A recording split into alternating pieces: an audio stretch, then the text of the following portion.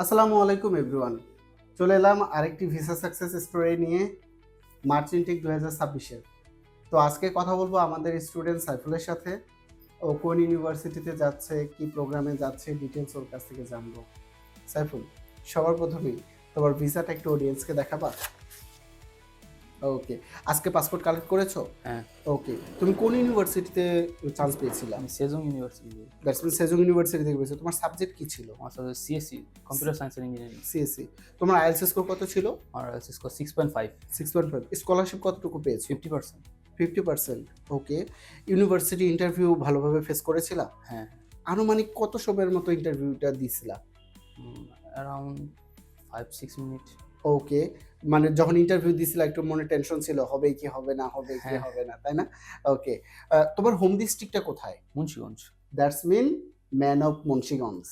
ওকে, তো ভাইয়া, এম, তুমি তো এই ইউনিভার্সিটিতে যাচ্ছ, সেজুং ইউনিভার্সিটি সম্পর্কে তুমি কিভাবে জানতে পেরেছিলা? Sejong university reputed varsity. এটা মানে আরো আমার সিনিয়র ভাই ব্রাদার থাকে এলাকার, তো ওনাদের থেকে আমি জানছি। ওকে, তোমার তো মনে হয় খুব সম্ভবত প্রথম দিকে তোমার একটা চুজেবল সাবজেক্ট ছিল, কি যেন সেটা ছিল? মেকানিক্যাল। Mechanical engineering. হ্যাঁ, ওকে, তারপরে যখন দেখলা যে সেজুং এর মতো একটা রেপুটেশন ইউনিভার্সিটিতে সিএসসি তে হয়ে গেছে, দ্যাটস মিন ওইখানেই তুমি টিউশন পাস করে দিয়েছো। হ্যাঁ। ওকে, আচ্ছা, প্রাণবিন এডুকেশনের সাথে এই জার্নিটা তোমার কেমন ছিল, কেমন লাগছে? প্রাণবিনের সাথে আমার জার্নিটা খুবই স্মুথ ছিল এবং অনেক সাপোর্টিভ ছিল ওনারা। ওনাদের থেকে আমি অনেক হেল্প পেয়েছি। ওকে, অডিয়েন্স, এখানে একটা ইনফরমেশন আমি বলে রাখি। সাইফুল কিন্তু বেসিক্যালি আমাদের মার্চ ইনটেক 2026-এর জন্য প্রথমে এসে স্টার্ট করেনি। সে প্রথমে স্টার্ট করেছিল সেপ্টেম্বর ইনটেক 2025-এর জন্য। বাট সামহাও ও কোনো একটা কারণে বা কিছু একটা বুঝে ও বলেছিল যে ভাইয়া আমার এই ইনটেকে দরকার নাই, ব্যাংকটা আমার রেডি হয় নাই প্রপারলি ভাবে, আমি পরের ইনটেকে যেতে চাই, তাই না? হ্যাঁ, ওকে, তার পরবর্তীতে সে আমাদের পরামর্শ মতো মার্চ ইনটেকটাতে সে মুভ করে এবং আলহামদুলিল্লাহ সে ভিসাটা সাকসেসফুলি পেয়ে যায়। ওকে সাইফুল, এক্ষেত্রে আমি যদি তোমাকে একটু বলি যে প্রাণবিন এডুকেশনের যে স্টাফরা আছে, ঠিক আছে, কোন একটা ইনফরমেশন চাইলে বা ইনফরমেশনের দিক দিয়ে তোমার কেমন লেগেছে? এটা কি দিয়েছে প্রপার ভাবে? ওনাদের আমি যখনই ফোন দিছি কোনো ইনফরমেশনের জন্য, ওনারা আমাকে রেসপন্স করছে সাথে সাথে। যদি না পারছে আমারে কিছুক্ষণ পরে আমার সাথে যোগাযোগ করছে। ওকে, ওকে, বুঝতে পেরেছি। তোমার কি তোমার কি মনে হয় বি ফ্রেন্ডলি বলবা যে না, প্রাণবিন এডুকেশন তো আমি অ্যাজ এ স্টুডেন্ট হিসেবে কাজ করছি, হ্যাঁ, বাট প্রাণবিন এডুকেশনের এই দিকটা যদি আরেকটু ইমপ্রুভমেন্ট হয়, ফিউচার স্টুডেন্টরা আরো কিছু ভালো পেতে পারে। মানে যদি তোমার কাছে নজরে আসে এরকম একটা জিনিস যে এইটা হলে ভালো হবে। নাই ভাই। ওকে, মানে তোমার দিক থেকে সম্পূর্ণটা ঠিকঠাক ছিল। হ্যাঁ, ওকে, তো তোমার যারা ফ্রেন্ড সার্কেল বা ছোট ভাইরা বা বড় ভাইরা সাউথ কোরিয়াতে যাওয়ার প্ল্যানিং করছে, তুমি কি তাদের প্রাণবিন এডুকেশনকে রেকমেন্ডেশন করো?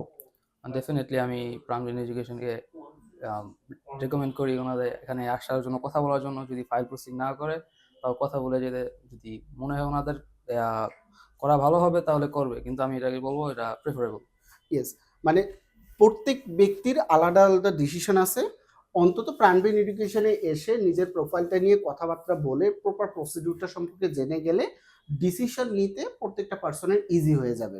ওকে সাকুল, তো তোমার তো ভিসা হয়ে গেল, এরপরে হচ্ছে তোমার প্লেন, ডরমিটরি যেখানে গিয়ে থাকবা, এই সকল বিষয়গুলো প্রাইমারি এডুকেশন তোমাকে প্রপার সাপোর্টগুলো দিয়ে থাকবে, ঠিক আছে? তুমি তো এখন পর্যন্ত মনে হয় কেবল আজকে পাসপোর্টটা কালেক্ট করলা, হ্যাঁ, এখন পর্যন্ত কোনো ডিসিশন নিছো কবে ফ্লাই করবা বা সামথিং?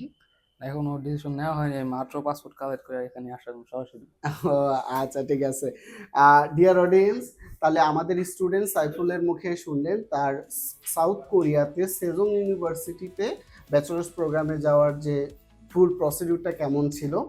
আপনারা যারা সাউথ কোরিয়াতে প্রসিডিউর মেনটেন করতে চান বা নিজেরা সাউথ কোরিয়া সম্পর্কে জানতে চাচ্ছেন, সরাসরি চলে আসতে পারেন প্রাণবীর এডুকেশনে। প্রাণবীর এডুকেশনের অফিস অ্যাড্রেস ডিসপ্লেতে দেওয়া থাকবে, আপনারা সেই অনুসারে চলে আসতে পারেন। প্রাণবীর এডুকেশনের ঢাকাতে ব্রাঞ্চ আছে, সিলেটে ব্রাঞ্চ আছে, মানিকগঞ্জে ব্রাঞ্চ আছে। যে কোনো ব্রাঞ্চে আপনি সরাসরি গেলে বেস্ট গাইডলাইনটি পাবেন।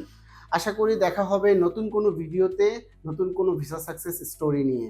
ততদিন পর্যন্ত ভালো থাকবেন। আসসালামু আলাইকুম ওয়া রাহমাতুল্লাহ।